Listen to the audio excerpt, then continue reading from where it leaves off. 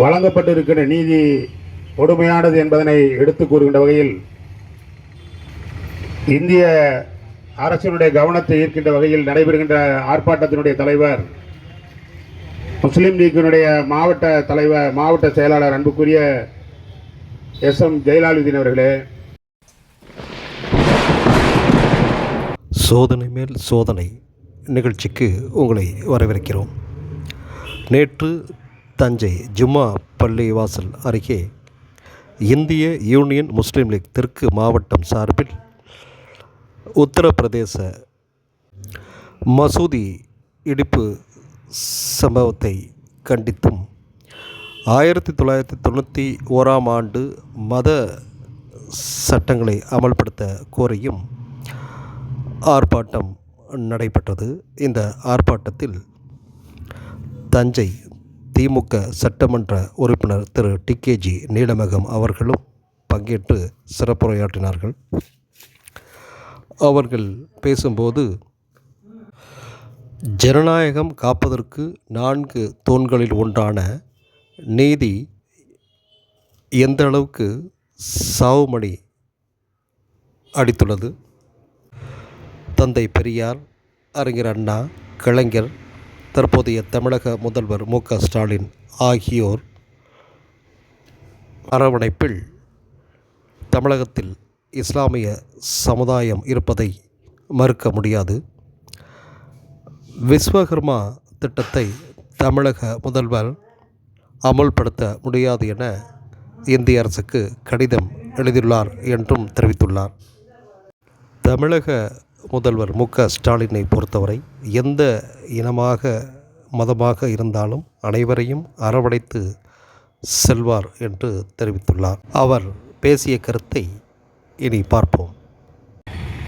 மத சார்பின்மை என்பதை மீறி ஒரு மதத்தை தழுவி நாங்கள் நடப்போம் என்கிற ஒரு அச்சுறுத்தலை நாட்டுக்கு வெளியிடுகின்ற வகையில் தொடர்ந்து நடைபெறுவதை நான் பார்க்கின்றோம். அதில் ஒரு வகையாக உத்தரப்பிரதேசத்தில் அவர்களே ஆண்டு கொண்டிருக்கின்ற காரணத்தினால் அந்த மாநில அரசை இன்றைக்கு கண்டனம் தெரிவிக்கின்ற வகையிலே ஒரு அராஜகம் அங்கே அரங்கேறிக்கிறது. முன்னாலே பேசிய அண்ணன் காளியப்பன் மிக சிறப்பாக சொன்னார். காலையிலே 2 பேர் சேர்ந்து ஒரு வழக்கை நீதிமன்றத்திற்கு கொண்டு செல்கிறார்கள். உடனடியாக எந்த கேட்பாரும் இல்லாமல் ஒரு தீர்ப்பை சொல்லி மறுநாள் அந்த பள்ளிவாசலுக்கு சென்று உடனடியாக அதை மாற்றி அமைக்க வேண்டும், அகழாய்வு செய்ய வேண்டும் என்று ஒரு நீதிபதி உத்தரவு போடுகிறார் என்று சொன்னால், இந்திய ஒன்றியத்தில் ஜனநாயகம் காப்பதற்கு 4 தூண்களில் ஒன்றான நீதி எந்த அளவுக்கு சாவுமணி அடிக்கப்பட்டிருக்கிறது இந்த அரசால் என்பதை இந்த நேரத்தில் நாம் உணர்ந்து பார்க்க வேண்டும். இஸ்லாமிய சமுதாயத்தை பொறுத்தவரையிலே தமிழகத்திலே தந்தை பெரியாரும் பேரறிஞர் அண்ணாவும் தலைவர் கலைஞரும் தளபதியாரும் தொடர்ந்து செய்து வருகின்ற சிறப்புக்குரிய செய்கைகளால், சிறப்புக்குரிய திட்டங்களால், இஸ்லாமிய சமுதாயத்தை அரவணைக்கின்ற அந்த அரவணைப்பால் தமிழகத்தில் என்றைக்கும் நீங்கள் பாதுகாப்போடு இஸ்லாமிய சமுதாயம் இன்றைக்கு இருக்கிறது என்பதை நாம் மறந்துவிட முடியாது. ஆனால் அதே நேரத்திலே பிஜேபி ஆளுகின்ற மாநிலங்கள் எல்லாம் ஒடுக்கப்படுகின்ற ஒரு நிலையை இன்றைக்கு பார்க்கின்றோம். அதை கண்டிக்கின்ற வகையிலே தான் நாம் கூடியிருக்கின்றோம். இன்றைக்கு கூட இந்த சமுதாயத்தை ஒடுக்குவது மாத்திரமல்ல, விஸ்வகர்மா என்கின்ற பெயரிலே இன்றைக்கு ஒரு அறிவிப்பை, ஒரு சட்டத்தை கொண்டு வர முற்பட்டு இருக்கிறது மத்திய அரசு.